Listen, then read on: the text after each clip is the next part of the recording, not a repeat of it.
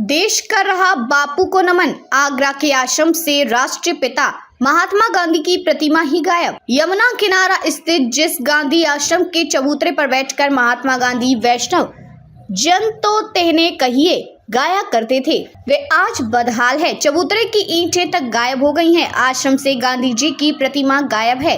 प्रतिमा के बारे में किसी को जानकारी नहीं है। आज गांधी जयंती है। गांधी जी ने एक लाठी के सहारे अंग्रेजों के छक्के छुड़ाकर देश को आजादी दिलाई थी। देश विदेश में अहिंसा का संदेश दिया था। आज उनके आश्रम से ही उनकी प्रतिमा लापता है। वर्ष 1929 में गांधी जी आगरा आए थे। उनके साथ करीब 250 साथी भी थे। स्वास्थ्य खराब होने पर वे रामकृष्ण दास मेहरा की बगीची में ठहर गए थे। 11 दिन यहाँ ठहरने के बाद स्वस्थ होने पर वे यहाँ से चले गए थे। सूत काटते हुए प्रतिमा हुई थी स्थापित। गांधी जी के वर्ष 1948 में निधन के बाद ब्रजमोहन दास मेहरा ने यह बगीची रामकृष्ण दास मेहरा की स्मृति में गांधी आश्रम को दान कर दी। इसके बाद यहाँ गांधी आश्रम बन गया। आश्रम में गांधी जी की चरखे पर सूत काटते हुए प्रतिमा थी। प्रतिमा के साथ चश्मा और धोती भी हुआ करती थी। प्रशासन को इतना समय नहीं मिला कि गांधी जी की प्रतिमा की फटी धोती बदल दे। 4-5 वर्ष पूर्व क्षेत्रीय निवासी जगदीश यादव ने बाजार से खरीदकर प्रतिमा को धोती पहनाई थी।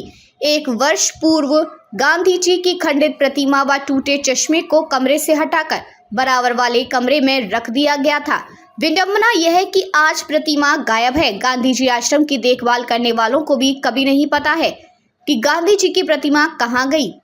संगमरमर की प्रतिमा भी बदहाल। आश्रम में अब केवल एक संगमरमर की प्रतिमा है। उसे देखकर यह स्पष्ट होता है कि वह गांधी जी की प्रतिमा है, क्योंकि उसकी आंखों पर चश्मा नहीं है, ना ही कोई अन्य पहचान है। खतरे में गांधी जी आश्रम।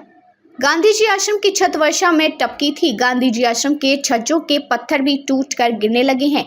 गांधी जी आश्रम का भवन अपने अस्तित्व को बचाने की जंग लड़ रहा है। करीब 8 वर्ष पूर्व एडीए ने यहाँ सुंदरीकरण कराया था, लेकिन उसके बाद यहाँ की सुध किसी ने नहीं ली। उपदेश वाले चबूतरे से ईंटें उखड़ी। आश्रम में चबूतरे पर बैठकर गांधी जी जनता से संवाद किया करते थे। आज चबूतरे की हालत बहुत दयनीय है। चबूतरे की ईंटें उखड़ चुकी हैं। उनके स्थान को सुधारने की फिक्र किसी को नहीं है।